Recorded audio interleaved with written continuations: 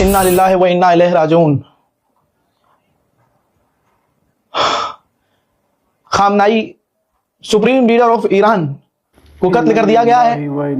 मैंने इस बात का अंदेशा दिन में ही लगाया था जब मैंने आप लोगों से कहा था कि जिस तरह से ईरान ने आसपास के देशों पर हमला किया है, और क्योंकि ईरान करता नहीं है ऐसे हमला, ईरान भले ही मार खा लेता है लेकिन दूसरे का नुकसान नहीं करता, लेकिन जिस तरह से बौखलाया ईरान और तमाम अरब देशों पर ईरान ने हमला किया, अमेरिका की तमाम साइट्स को निशाना बनाया, यह बात क्लियर हो गई थी।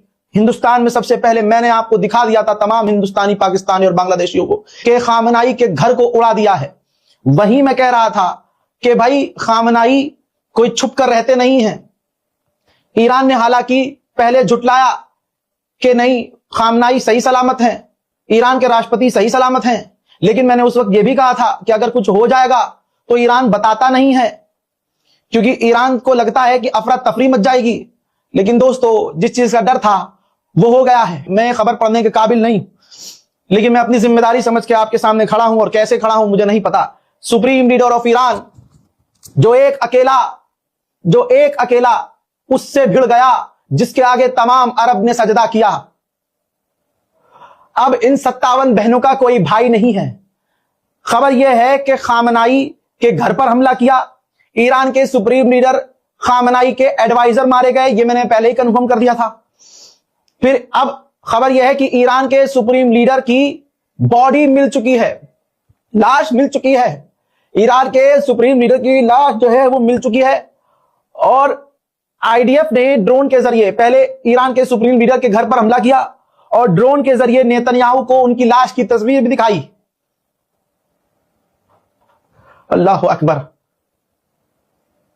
सारी दुनिया की ताकत ने मिलकर एक शेर का शिकार किया। इन्ना लिल्लाहि व इन्ना इलैहि राजिऊन। सिर्फ खामनाई नहीं दोस्तों, खामनाई तो शहीद हुए ही, खामनाई के बेटे जनाबे मुश्तबा खामनाई, उनको भी इजराइल और अमेरिका ने मिलकर कत्ल कर दिया है। यह तमाम जानकारियों का अंदेशा हमें पहले था, लेकिन पहले सिर्फ अमेरिका हवाई बातें कर रहा था, लेकिन अब जो बातें आ रही हैं वो इंटरनेशनल मीडिया में आना शुरू हो चुकी हैं। मेरे पास अल्फाज नहीं है कि इस खबर को मैं आगे कैसे बढ़ाऊं। हजरत ईरान के डिफेंस मिनिस्टर मार दिए गए हैं, ईरान के आईआरजीसी के कमांडर कत्ल कर दिए गए हैं, आईआरजीसी के फौज के कमांडर को, जनरल को कत्ल किया गया है।